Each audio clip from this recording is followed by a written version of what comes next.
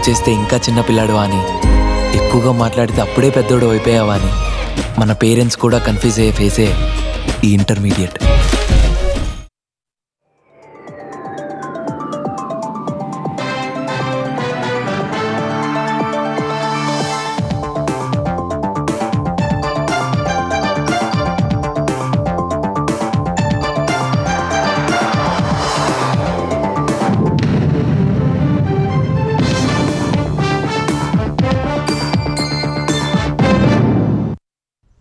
నమస్కారం, ETV news కు స్వాగతం. ముఖ్యాంశాలు: చిన్నారుల సంరక్షణకు మరిన్ని చర్యలు అవసరమన్న న్యాయమూర్తులు, అన్ని శాఖలు సమన్వయంతో పనిచేయాలని హితవు.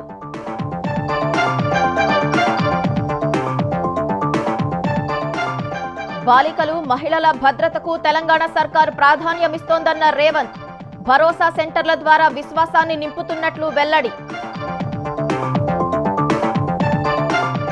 బీజేపీ తెలంగాణ అధ్యక్షుడిగా బాధ్యతలు స్వీకరించిన రామచంద్రరావు, బీసీలను పక్కన పెట్టారన్న కాంగ్రెస్ వ్యాఖ్యలపై మండిపాటు.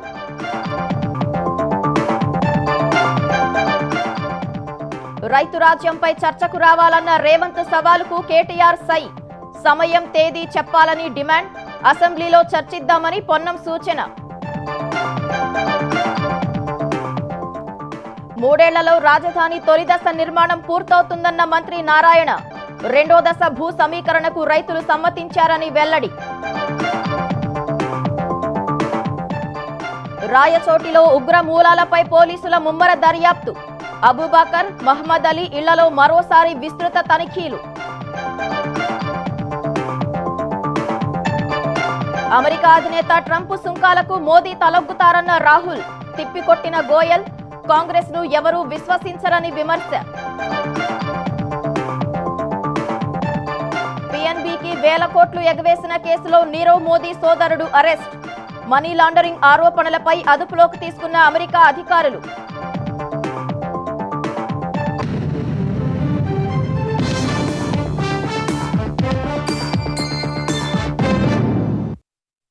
దేశంలో పిల్లల సంరక్షణ కోసం ఏర్పాటు చేసిన వ్యవస్థల్లో బాధితుల రక్షణకు భరోసా కల్పించేలా మార్పులు చేయాల్సి ఉందని సుప్రీంకోర్టు న్యాయమూర్తి జస్టిస్ సూర్యకాంత్ అన్నారు. చిన్నారుల సంరక్షణతోనే సమాజ నిర్మాణానికి పునాది పడుతుందన్నారు. చిన్నారులపై లైంగిక దాడులు ప్రమాద ఘంటికలు మోగిస్తున్న వేళ వాటి నియంత్రణకు అన్ని శాఖలు సమన్వయంతో పనిచేయాలని Telangana high court CJ justice Sujoy Paul సూచించారు. బాలికలు, మహిళల సంరక్షణకు తెలంగాణ ప్రభుత్వం ప్రాధాన్యమిస్తుందని సీఎం రేవంత్ రెడ్డి స్పష్టం చేశారు. చిన్నారులపై లైంగిక దాడులు, బాధిత చిన్నారుల హక్కులు, భద్రత అనే అంశంపై హైదరాబాద్ ఎంసీహెచ్ఆర్డీలో 2 రోజులు జరిగే సదస్సులో బాలల హక్కులు, వారి సంరక్షణకు చేపట్టాల్సిన చర్యలపై విస్తృతంగా చర్చిస్తున్నారు. ఈ సదస్సు తొలి రోజున సుప్రీంకోర్టు న్యాయమూర్తి జస్టిస్ సూర్యకాంత్ ముఖ్య అతిథిగా పాల్గొనగా, హైకోర్టు తాత్కాలిక న్యాయమూర్తి జస్టిస్ సుజయ్ పాల్, న్యాయ నిపుణులు, సీఎం రేవంత్ రెడ్డి, పోలీసు ఉన్నతాధికారులు హాజరయ్యారు. పిల్లల సంరక్షణ అనేది నైతిక బాధ్యత మాత్రమే కాదని, సమాజ నిర్మాణానికి పునాది అని జస్టిస్ సూర్యకాంత్ తెలిపారు. పిల్లలు మన భవిష్యత్తు మాత్రమే కాదని, మన బాధ్యతకు ప్రతిబింబాలుగా పేర్కొన్నారు. అలాంటి బాధ్యతను వ్యక్తులు, వ్యవస్థలు, ప్రభుత్వాలు సమర్థంగా నిర్వర్తించాలని జస్టిస్ సూర్యకాంత్ సూచించారు. Our child protection framework, though well-intentioned, remain disjointed and under-equipped. What we need is a fundamental shift, one that sees the child not as a passive witness in a criminal trial, but as a person in urgent need of sustained and holistic care. True justice for a child begins not in the courtroom, but in the moment they feel safe and secured within and outside the four walls. It begins in the hands of a counselor, the embrace of a caregiver, and the assurance that they will not have to walk alone. రోజురోజుకి పిల్లలపై పెరిగిపోతున్న లైంగిక వేధింపుల కేసులు ప్రమాద ఘంటికలు మోగిస్తున్నాయని high court తాత్కాలిక న్యాయమూర్తి justice Sujoy Paul చెప్పారు. నేర నిర్ధారణలో శాస్త్రీయ, ఇతర సాక్ష్యాలను పరిగణలోకి తీసుకుని సత్వర న్యాయాన్ని అందించినప్పుడే నేరాలను నియంత్రించగలమని జస్టిస్ సుజయ్ పాల్ తెలిపారు. Comparing from December 20, when it was 5267, in December 22, within 2 years it became almost double, 10,589. In January 23, it was 10,605, and at present data is available up to October 24, where the figure was 8308. This alarming increase is only one aspect of which causes worry. The another aspect and the another data which is more alarming, which is more dangerous, is that 98% accused are either family members, relatives, friends or neighbors. బాలికలు, మహిళలకు రక్షణ కల్పించడంలో తెలంగాణ ప్రభుత్వం తొలి ప్రాధాన్యం ఇస్తోందని CM Revanth Reddy స్పష్టం చేశారు. న్యాయం దక్కడమంటే దోషులకు శిక్షలు విధించడం వరకే సరిపోదన్న సీఎం బాధితుల భవిష్యత్తుకు భరోసా కల్పించాలన్నారు. వారికి అవసరమైన రక్షణ, సమాజంలో తగిన గౌరవం కల్పించాలన్న ఆయన అందుకు తెలంగాణ ప్రభుత్వం కృషి చేస్తోందన్నారు. We have to protect our children from sexual abuse at any cost and with all means.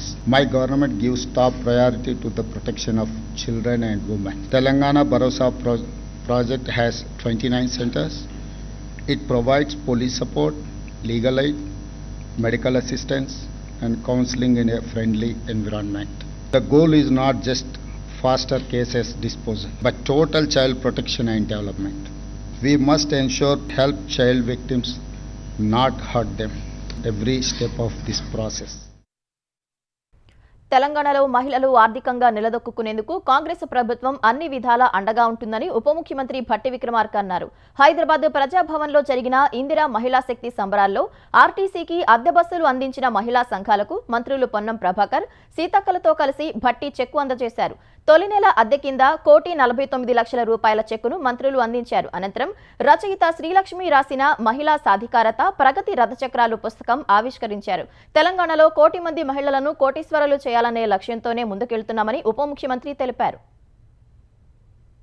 ప్రజాప్రభుత్వం ఇందిరమ రాజ్యంలో అత్యధిక ప్రాధాన్యత మహిళలకు ఇస్తూ ఆర్థికంగా వాళ్ళు నిలదొక్కుని ప్రముఖ వ్యాపారవేత్తలుగా వాళ్ళు తయారై ఆ వ్యాపారంతో సాధించినటువంటి లాభాలతో కుటుంబాలు నిలదొక్కుని ఆర్థికంగా వారి బిడ్డలందరినీ కూడా బాగా చదివిస్తూ ఎదగాలనేటువంటి ఒక ఉన్నతమైనటువంటి ఆలోచనతో ఈరోజు రాష్ట్ర ప్రభుత్వం ముందుకు పోతాం. మహిళల కోసం ఈ ప్రభుత్వం కట్టుబడి ముందుకు పోవాలనేటువంటి ఆలోచనతోనే మళ్ళీ పెద్ద ఎత్తున వడ్డీ లేని రుణాలకు సంబంధించిన కార్యక్రమాన్ని ఒక ఉత్సవం లాగా చేసుకొని మహిళలకి ప్రోత్సాహాన్ని అందించాలనేటువంటి ఆలోచనతో ప్రభుత్వం ముందుకు పోతా ఉంది. బీజేపీ తెలంగాణ అధ్యక్షుడిగా మాజీ ఎమ్మెల్సీ రామచంద్రరావు బాధ్యతలు స్వీకరించారు. కేంద్ర మంత్రి కిషన్ రెడ్డి అధ్యక్షుడి కుర్చీలో రామచంద్రరావును కూర్చోబెట్టారు. తర్వాత వేద పండితులు ఆశీర్వచనం చేశారు. అధ్యక్ష బాధ్యత చేపట్టిన రామచంద్రరావుకు పార్టీ శ్రేణులు శుభాకాంక్షలు తెలిపాయి. ఈ ఉదయం 9 గంటలకు చార్మినార్ భాగ్యలక్ష్మి అమ్మవారిని దర్శించుకున్న రామచంద్రరావు అక్కడ ప్రత్యేక పూజలు నిర్వహించారు. అక్కడి నుంచి అసెంబ్లీ ఎదుట ఉన్న గన్ పార్క్ లోని అమరవీరుల స్తూపం వద్దకు వచ్చిన ఆయన అక్కడ పార్టీ శ్రేణులతో కలిసి నివాళులర్పించారు. గన్ పార్క్ నుంచి బీజేపీ కార్యాలయానికి ర్యాలీగా చేరుకున్న రామచంద్రరావుకు డప్పు చప్పుళ్లు, మహిళల నృత్యాలు, బాణసంచా పేల్చి స్వాగతం పలికారు. గజమాలతో సత్కరించారు. తర్వాత కార్యాలయంలో ఉన్న శ్యామప్రసాద్ ముఖర్జీ చిత్రపటానికి నివాళులర్పించిన రామచంద్రరావు మొదటి అంతస్తులోని అధ్యక్షుడి గదిలో కేంద్ర మంత్రి కిషన్ రెడ్డితో కలిసి పూజా కార్యక్రమాలు నిర్వహించారు. తర్వాత అధ్యక్ష బాధ్యతలు స్వీకరించారు. ఆ తర్వాత మాట్లాడిన ఆయన బీజేపీ తెలంగాణ అధ్యక్ష పదవి తనకు ఇవ్వటంపై కాంగ్రెస్ నేతలు రాద్ధాంతం చేస్తున్నారని మండిపడ్డారు. అధ్యక్ష పదవి తనకు ఇచ్చినంత మాత్రాన బీసీలను పక్కన పెట్టేశామని ఎలా అంటారని ప్రశ్నించారు. అధ్యక్ష పదవికి తాను రాజీనామా చేస్తే సీఎం రేవంత్ రెడ్డి రాజీనామా చేసి బీసీని ముఖ్యమంత్రిని చేస్తారా అని సవాల్ చేశారు. ఒక్క పోస్ట్ ఇచ్చింది ఎవరికో ఒక కులానికి ఇచ్చినవచ్చు, ఒక సామాజిక వర్గానికి ఇచ్చినవచ్చు. ఇంకా 100 పోస్టులు ఉన్నాయి. ఎమ్మెల్యేలు ఇచ్చినాం, ఎంపీలు ఇచ్చినాం, ఎంపీటీసీలు ఇస్తాం, జెడ్పీటీసీలు ఇస్తాం. ఒక్క పోస్టు వేరే వాళ్ళకి వస్తే ఈ మాటలు కాంగ్రెస్ పార్టీ అన్నాడు పొన్నం ప్రభాకర్, ఆయనకి ఇచ్చారు. సరేనా బాబు, నేను కూడా రిజైన్ చేస్తా, మీరు రేవంత్ రెడ్డి గారు రిజైన్ చేయమని చెప్పి బీసీ సీఎం చేయమని చెప్పండి. దమ్ముంటే ఈ మాటలు మాట్లాడదు. కులాలు, మతాలు ఇవన్నీ అతీతంగా రాజకీయాలు మనం చేయాలి. కులాలలో ఉన్నటువంటి ఒక బలహీన వర్గాన్ని పైకి తీసుకురావాలి. We are for the backward. మా ప్రధానమంత్రి బ్యాక్వర్డ్ క్లాస్. మా ప్రధానమంత్రి కేబినెట్ లో 29 మంది బ్యాక్వర్డ్ క్లాసెస్. అమరావతిలో స్మార్ట్ ఇండస్ట్రీస్, స్పోర్ట్స్ సిటీ, అంతర్జాతీయ విమానాశ్రయం కోసం 10,000 ఎకరాలు అవసరమని పురపాలక శాఖ మంత్రి నారాయణ తెలిపారు. భూ సేకరణ వల్ల రైతులు నష్టపోతారనే ఉద్దేశంతో భూ సమీకరణకు వెళ్తున్నట్లు చెప్పారు. అమరావతి 2వ దశ భూ సమీకరణ కోసం ఇప్పటికే 7 గ్రామాల పరిధిలో 20,000 ఎకరాలు ఇచ్చేందుకు రైతులు సమ్మతించారని తెలిపారు. ఉండవల్లిలోని సీఎం క్యాంపు కార్యాలయంలో జరిగిన CRDA 50వ అథారిటీ సమావేశంలో 7 అంశాలకు ఆమోదం తెలిపినట్లు మంత్రి చెప్పారు. స్మార్ట్ ఇండస్ట్రీస్, స్పోర్ట్స్ సిటీ ఏర్పాటుకు మరో 2,500 300 ఎకరాల చొప్పున కేటాయించేందుకు సీఎం అంగీకరించారని వెల్లడించారు. అమరావతిలో 5 స్టార్ హోటళ్లకు అనుబంధంగా 10,000 మంది సామర్థ్యంతో కన్వెన్షన్ సెంటర్ కట్టే సంస్థలకు అదనంగా 2.5 ఎకరాలు, 7,500 మంది సామర్థ్యంతో కన్వెన్షన్ సెంటర్ కట్టే సంస్థలకు మరో 2,000 ఎకరాలు ఇవ్వాలని నిర్ణయించామన్నారు. రాజధాని నిర్మాణానికి అవసరమైన ఇసుకను కృష్ణానదిలో తవ్వుకునేలా CRDAకు అనుమతులు మంజూరు చేశామన్నారు. ప్రణాళిక ప్రకారం వచ్చే 3 ఏళ్లలో రాజధాని అమరావతి తొలిదశ నిర్మాణం పూర్తవుతుందని నారాయణ స్పష్టం చేశారు. లాస్ట్ మాస్టర్ ప్లాన్లో ఎయిర్పోర్ట్కి డిజైన్ చేయలేదు. 4,000 ఎకరాలు ఎయిర్పోర్ట్ పెట్టలేదు. దీంట్లో అంతా కాంగా యాక్చువల్గా మానిటైజేషన్కి 5,000 ఎకరాలు ఉంది. కూడా R5 జోన్ 1,500 పోయి ఉంది. అనంతవరం దగ్గర కొండ 8 మీటర్లు 9 మీటర్లు తవ్వేశారు. అది ఒక 400 ఎకరాలు పోయింది. 400 ఎకరాలు వాళ్ళకి ఇచ్చాం. ఎవరికి? స్ట్రీట్ క్యాపిటల్కి. దాంట్లో ఒక 400 ఎకరాలు బండికి లోపల ఉంది. ఆ బండి లోపల ఉండేదంటే కన్స్ట్రక్షన్ చేయటం లేదు. ఒరిజినల్గా సింగపూర్ వాళ్ళు ప్లాన్ చేసినప్పుడు అది కూడా కన్స్ట్రక్షన్. ఇట్లా మొత్తం తీసుకుంటే నిజంగా మన చేతిలో ఎంత ఉంటుందంటే నెట్గా తీసుకుంటే 3,000 ఎకరాలకు 100 ఎకరాలు అట్టి. 400 ఎకరాలు ఏదైతే ఉందో దాన్ని యాక్చువల్గా ఏంటంటే ఫిల్ చేయడానికి ప్లాన్ చేస్తున్నాం. ఈ 1,500 ఎకర్ది సుప్రీంకోర్టుకి యాక్చువల్గా అఫిడవిట్ వేస్తున్నారు. అది తీసుకొచ్చుకుంటే మేము జగన్ మళ్లీ అధికారంలోకి వస్తే టీడీపీ సానుభూతి పరులకు ఒక్క సంక్షేమ పథకం కూడా ఇవ్వకుండా చేయాల్సిన అవసరం ఉందని జగన్ మేనమామ మాజీ ఎమ్మెల్యే రవీంద్రనాథ్ రెడ్డి అన్నారు. కడప జిల్లా మైదుకూరు నియోజకవర్గ వైసీపీ సమావేశంలో పాల్గొన్న ఆయన జగన్ అధికారంలోకి వస్తే వైసీపీ కార్యకర్తలే రాజులని వ్యాఖ్యానించారు. జగన్మోహన్ రెడ్డి గారి 2-0 తెలుగుదేశం పార్టీ వాళ్ళకు ఒక్క సంక్షేమ కార్యక్రమం కూడా ఈకుండా చేయాల్సిన అవసరం తప్పకుండా ఉంది. ఇప్పుడు ఏమంటున్నారు వాళ్ళు? జగన్మోహన్ రెడ్డి గారు రానిలే, మా సంక్షేమ కార్యక్రమాలు మాకు వస్తాయి అని చెప్తూ ఉంటారు అన్నమాట. అటువంటి పరిపాలన వద్దు. 2-0 ఖచ్చితంగా చూపించాల్సిన అవసరం ఉంది, వడ్డీతో సహా. మీరందరూ కూడా బుక్కు తీసుకొని రాయాల్సిన అవసరం తప్పకుండా ఉంది. ఖచ్చితంగా వాళ్ళకి అంత కొంత తప్పకుండా తీసాల్సిన అవసరం తప్పకుండా ఉంది. మన ప్రభుత్వాన్ని తెచ్చుకుంటే మీరే రాజులు, మీరే రాణులు. వైసీపీ త్వరలో పూర్తిగా ఖాళీ కాబోతుందని, ఆ పార్టీ కార్యాలయానికి టులెట్ బోర్డు పెట్టబోతున్నారని ఆంధ్రప్రదేశ్ ఎక్సైజ్ శాఖ మంత్రి కొల్లు రవీంద్ర అన్నారు. 5 ఏళ్లు అరాచకాలు చేసి ప్రజలను పీడించి ఈ రోజు వైసీపీ నేతలు నీతులు చెబుతున్నారని మండిపడ్డారు. వైసీపీ నేతలు అధికారం కోల్పోయి మతి భ్రమించి మాట్లాడుతున్నారని ధ్వజమెత్తారు. సింగయ్య మృతికి జగన్ కు సంబంధం లేనప్పుడు ఆ కుటుంబాన్ని ఎందుకు పరామర్శించారని మంత్రి ప్రశ్నించారు. సింగయ్యకి సంబంధించినటువంటి విజువల్స్ వస్తే నా కారుకు సంబంధం లేదు, మా కారు తొక్కించలేదు, అసలు మాకే సంబంధం లేదు, వెనకేదో వచ్చినటువంటి వెహికల్ తొక్కిందని చెప్పినటువంటి మీరు తర్వాత మరి ఆ కుటుంబాన్ని పిలిచి ఓదార్పులు చేసినటువంటి విషయాన్ని చూస్తా ఉంటే తప్పుడు ప్రచారాలు చేసి మళ్ళీ తర్వాత సమర్థించుకోవడం. అసలు నాయకుడే సరైనడు కాదు కానప్పుడు ఇంకా ఆటోమేటిక్గా ఇలాంటి దుర్మార్గాలు చాలా ఉంటాయి. ఖచ్చితంగా త్వరలోనే వైసీపీ కార్యాలయానికి టూలెట్ బోర్డు పెట్టబోతా ఉన్నారు. మీ పార్టీ మొత్తం కూడా ఖాళీ అయిపోవడం ఖాయం. అన్నమయ్య జిల్లా రాయచోటిలో ఉగ్రమూలాల కదలికలపై పోలీసుల దర్యాప్తు కొనసాగుతుంది. అబుబాకర్ సిద్దికి, మహమ్మద్ అలీ ఇళ్ల వద్ద పెద్ద సంఖ్యలో పోలీసులను మోహరించారు. అనుమానితులు ఎవరూ ఆ ప్రాంతానికి రాకుండా జాగ్రత్తలు తీసుకున్నారు. ఉగ్రవాదులతో పరిచయాలు ఉన్న వారిని పోలీసులు రహస్యంగా ప్రశ్నిస్తున్నారు. వారి పాస్పోర్ట్లు, బ్యాంక్ పుస్తకాలపై ఆరా తీస్తున్నారు. వారికి ఆర్థిక వనరులు ఎక్కడి నుంచి అందుతున్నాయనే అంశంపై పోలీసులు నిఘా పెట్టారు. మరోసారి ఉగ్రవాదుల ఇళ్లలో సోదాలు చేసినట్లు తెలుస్తోంది. ఇప్పటికే ఈ కేసులో ఉగ్రవాదుల భార్యలను అరెస్టు చేసిన పోలీసులు కోర్టు ఆదేశాలతో రిమాండ్కు తరలించారు. వారితో సంబంధాలు ఉన్న వారిని కూడా పోలీసులు ప్రశ్నిస్తున్నట్లు తెలిసింది. అమెరికా అధ్యక్షుడు డొనాల్డ్ ట్రంప్ సుంకాలకు ప్రధాని నరేంద్ర మోదీ తలొగ్గుతారని కాంగ్రెస్ అగ్రనేత రాహుల్ గాంధీ ఆరోపించారు. అమెరికాతో వాణిజ్య ఒప్పందంపై కేంద్ర మంత్రి పీయూష్ గోయల్ గుండెలు బాదుకుంటున్నప్పటికీ ట్రంప్ విధించిన టారిఫ్ గడువుకు మోదీ తలొగ్గుతారని రాహుల్ పేర్కొన్నారు. ఈ మేరకు తన మాటలు గుర్తుపెట్టుకోవాలని ఆయన ఎక్స్లో పోస్టు చేశారు. ఇరు పక్షాలకు ఆమోదయోగ్యమైతే తప్ప గడువులోపు అమెరికా ప్రతిపాదించిన వాణిజ్య ఒప్పందాన్ని కుదుర్చుకోబోమని కేంద్ర వాణిజ్య శాఖ మంత్రి పీయూష్ గోయల్ శుక్రవారం చెప్పారు. అయితే ప్రధాని మాత్రం అమెరికాకు తలొగ్గుతారని రాహుల్ గాంధీ ఆక్షేపించారు. రాహుల్ వ్యాఖ్యలపై స్పందించిన పీయూష్ గోయల్ ప్రస్తుతం కాంగ్రెస్ ను దేశ ప్రజలు నమ్మే స్థితిలో లేరని, కాంగ్రెస్ చేసే ప్రతికూల ప్రచారం వల్ల రాహుల్ గాంధీని ఎవరూ పట్టించుకోవడం లేదన్నారు. ప్రపంచంలో ఏ దేశంతోనైనా పోటీ పడే సత్తా భారత్ కు ఉందని పీయూష్ గోయల్ విశ్వాసం వ్యక్తం చేశారు. India does not negotiate under deadline. We negotiate keeping national interests in mind, and national interest is paramount in all our work across the world. Today, India negotiates from a position of strength. We are self-confident. We can compete with anybody in the world. This is not a weak India under Congress and UPA, which would negotiate and make agreements which were not in national interest. Well, nobody takes Mr. Rahul Gandhi seriously anymore because of the negativity that he, his party and his colleagues are continuously spreading. The falsehoods that they are spreading, I think they have lost the plot. They have lost the confidence of the people of India. Till today, they have not been able to come up with any positive agenda for the development of the nation. రైతు సంక్షేమంపై తెలంగాణలో ఎక్కడ చర్చ పెట్టినా సిద్ధంగా ఉన్నామని BRS కార్యనిర్వాహక అధ్యక్షుడు కేటీఆర్ తెలిపారు. తెలంగాణలో రైతు రాజ్యంపై చర్చకు రావాలని సీఎం రేవంత్ రెడ్డి చేసిన సవాల్ను స్వీకరిస్తున్నట్లు చెప్పారు. 72 గంటల్లో సమయం వేదిక చెబితే అక్కడకు వస్తామని కేటీఆర్ అన్నారు. లేదంటే సోమాజిగూడ ప్రెస్ క్లబ్ లో ఈ నెల 8న సిద్ధంగా ఉంటామని సీఎం చర్చకు రావాలన్నారు. రేవంత్ రెడ్డి వచ్చాక నీళ్లను ఆంధ్రాకు, నిధులు ఢిల్లీకి పంపుతున్నారని ఆరోపించారు. కేసీఆర్ ప్రభుత్వం చేసినట్లు రైతులకు ఎవరూ లబ్ధి చేకూర్చలేదన్నారు. రైతుల బాగుపై కాంగ్రెస్ మాటలు దెయ్యాలు వేదాలు వల్లించినట్లే ఉందని మండిపడ్డారు. ఇందిరమ రాజ్యం అంటే ఎరువులు, విత్తనాల కోసం రైతులు లైన్లలో చెప్పులు పెట్టడమేనా అని ప్రశ్నించారు. తెలంగాణను 1 కోటి ఎకరాల మాగాణిగా మార్చిన ఘనత కేసీఆర్దేనని కేటీఆర్ వివరించారు.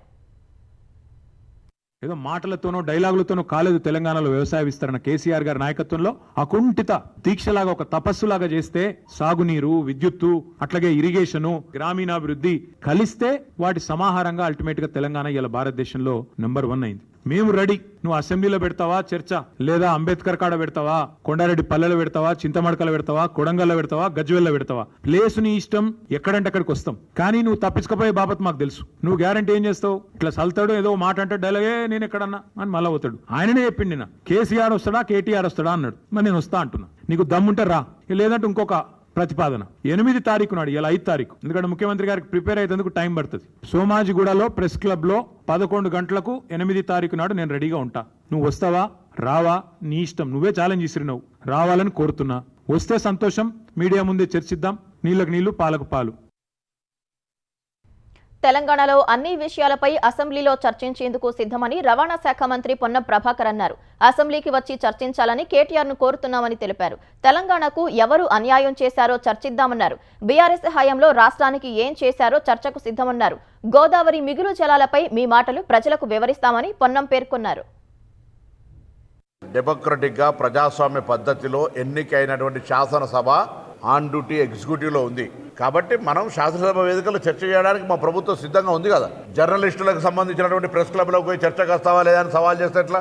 అరే రా, ఎమ్మెల్యే కదా, ఊరికి వేరేటోళ్ళు ఎవరైనా టీఆర్ఎస్ పార్టీ నాయకుడు, కాంగ్రెస్ పార్టీ నాయకుడు సవాల్ చేస్తే వేరు. ప్రజాస్వామ్యంలో మాజీ మంత్రివి, శాసనసభ్యుడివి, మనం చార్మినార్ చౌరస్తా మీద చేద్దామా, లేదా గోల్కొండ చౌరస్తా మీద చేద్దామా, లేకపోతే నాగార్జున సర్కిల్లో చర్చ చేస్తామంటే మనం వీధిలో కొట్లాడుకునేటువంటి వీధి వాళ్ళమా? మేము చర్చలకు వెనుకపోయేటోళ్ళం కాదు. బేసిన్లు బేసిజాలు లేవన్నా, బేసిన్లు బేసిక్గా లేవన్నా, ఇదంతా కూడా చర్చ జరగాలంటే ప్రజాస్వామ్య వేదికైన శాసనసభకు రమ్మని కోరుతాం. బీఆర్ఎస్ అధినేత మాజీ సీఎం కేసీఆర్ అనారోగ్యం నుంచి కోలుకున్నారు. సోమాజిగూడలోని యశోద ఆసుపత్రిలో గురువారం చేరిన ఆయన ఇవాళ ఆసుపత్రి నుంచి డిశ్చార్జ్ అయ్యి నందినగర్లోని నివాసానికి వెళ్లారు. ఈ నెల 3న జ్వరంతో బాధపడుతున్న కేసీఆర్ను కుటుంబ సభ్యులు యశోద ఆసుపత్రికి తీసుకువచ్చారు. అక్కడ పరీక్షలు చేసిన వైద్యులు ఆయనకు రక్తంలో చక్కెర స్థాయిలు పెరిగి సోడియం స్థాయిలు పడిపోయినట్లు చెప్పారు. ప్రత్యేక వైద్య బృందం పర్యవేక్షణలో ఆయనకు చికిత్స అందించారు. ఆయన ఆరోగ్యం సాధారణంగానే ఉందని నిన్న తెలిపారు. ఈ సమయంలో కేసీఆర్ తన వద్దకు వచ్చిన పార్టీ నేతలతో ఇష్టాగోష్ఠిగా మాట్లాడారు. తెలంగాణలో తాజా పరిస్థితులపై ఆరా తీశారు. ఇవాళ ఆసుపత్రి నుంచి కేసీఆర్ ను డిశ్చార్జ్ చేసిన వైద్యులు వారం రోజులు పూర్తి విశ్రాంతి తీసుకోవాలని సూచించారు. తూర్పుగోదావరి జిల్లా ఉండ్రాజవరం మండలం దమ్మెన్నులో దళిత ఎంపీటీసీ తన పక్కన కూర్చోవడానికి వీల్లేదని అహంకారం ప్రదర్శించిన వైసీపీ సర్పంచ్ బహిరంగ క్షమాపణ చెప్పారు. పంచాయతీ సమావేశానికి హాజరైన వైసీపీ సర్పంచ్ సత్యనారాయణ తన పక్కన వైసీపీ ఎంపీటీసీ రామకృష్ణ కుర్చీ ఎలా వేస్తారంటూ పంచాయతీ కార్యదర్శిపై ఆగ్రహం వ్యక్తం చేశారు. సభలో ఎవరో ఒకరే ఉండాలంటూ హుకుం జారీ చేశారు. అక్కడే ఉన్న కూటమి నేతలు నచ్చచెప్పేందుకు ప్రయత్నించినా సర్పంచ్ వినిపించుకోలేదు. సత్యనారాయణ చర్యతో ఆవేదనకు గురైన రామకృష్ణ భేటీని బహిష్కరించారు. చిత్రీకరించి అంబేద్కర్ ఫోటోతో రోడ్డుపై బైఠాయించారు. దళిత ఎంపీటీసీని ఇంతలా అవమానిస్తారా అంటూ ఆక్రోశించారు. ఎంపీటీసీ సామాజిక వర్గీయులు అక్కడకు చేరుకుని సర్పంచ్ క్షమాపణ చెప్పాలని పట్టుబట్టారు. వివాదం ముదిరిన నేపథ్యంలో ఎంపీటీసీని లోపలికి తీసుకెళ్లి క్షమించాలంటూ కాళ్లపై పడ్డారు. దీనికి శాంతించని ఎంపీటీసీ వర్గీయులు బహిరంగ క్షమాపణ చెప్పాలన్నారు. వివాదం మరింత ముదరకుండా అధికారులు కలగజేసుకుని వైసీపీ సర్పంచ్తో బహిరంగ క్షమాపణ చెప్పించారు.